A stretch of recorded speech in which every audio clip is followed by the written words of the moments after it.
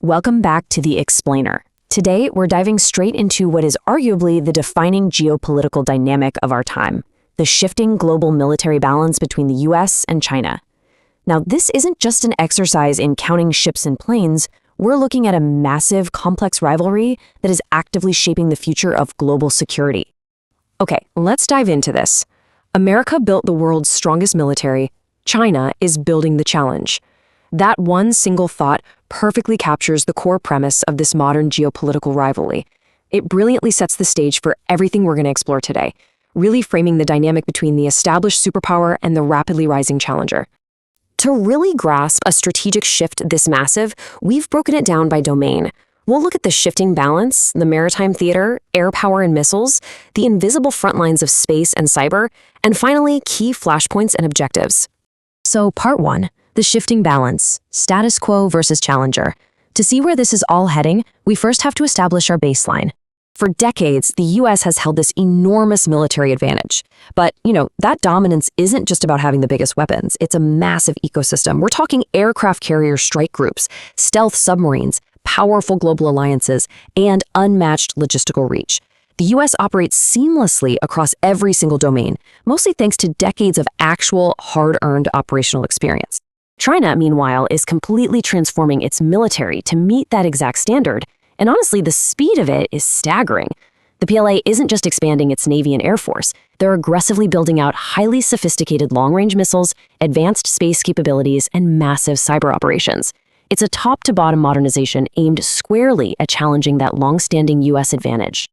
Moving on to Part 2, the maritime theater, the battle for the Pacific.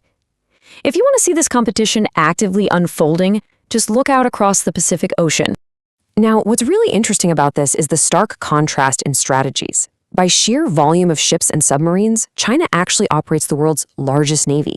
But as we know, numbers aren't everything.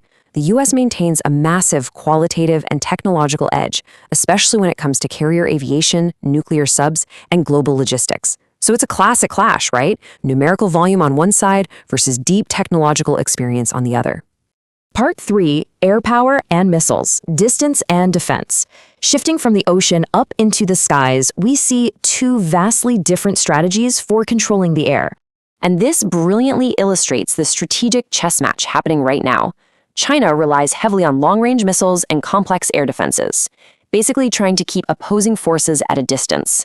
America's response? Using ultra-advanced stealth aircraft and highly distributed forces to penetrate those exact zones. And you see that exact push and pull dynamic playing out across the naval, space, and cyber domains too. That brings us to Part 4, the invisible front lines, space and cyberspace. Because as much as we focus on big ships and fast jets, the reality is the next major military competition might not start with traditional weapons at all. It could easily begin in space or cyberspace. Satellites are literally the invisible backbone for communications, precise navigation, and intelligence. At the same time, specialized cyber operations can just instantly paralyze complex military networks. In these invisible arenas, information itself transforms into one of the most vital and, frankly, most vulnerable weapons on Earth. Let's move to Part 5, flashpoints and objectives. We've talked a lot about military theory, but we need to ground this in actual geographic and political reality. Standing at the absolute center of this rivalry is Taiwan. The Taiwan Strait remains one of the world's most closely watched military flashpoints. Beijing considers Taiwan a part of China and has not renounced the use of force to achieve unification. Meanwhile, Washington maintains its long-standing policy while supporting the island's ability to defend itself. It's a deeply complex historical flashpoint and one that both militaries monitor constantly. Which naturally leads us to the ultimate question always lingering in the background. So, who would win in a military confrontation? Think about that for a second. With all the advanced tech, massive fleets, and tense flashpoints we've just discussed, if it all broke down tomorrow, who comes out on top? Well, the truth is there is no simple answer. Any analyst who tells you otherwise simply isn't looking at the whole picture. It's never just a numbers game. A potential conflict involves a completely chaotic web of variables. Geography alone plays a defining role.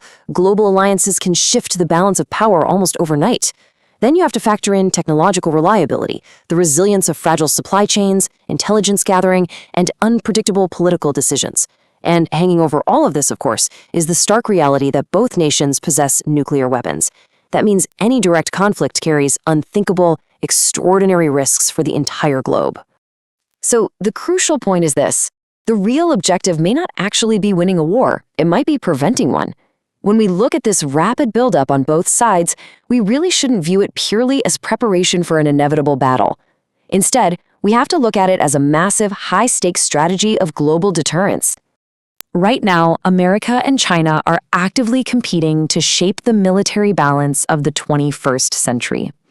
Every new stealth jet engineered, every single cyber defense deployed, and every ship launched, these are calculated strategic decisions that will ultimately shape the security and the economics of the entire world. I want to leave you with this final thought. The rivalry is already underway. This isn't some distant future prediction. It's an active reality. So as you go forward, I encourage you to reflect on how this quiet, immense competition, this massive strategy of deterrence, is silently shaping the world we live in every single day. Thanks for joining me for this explainer.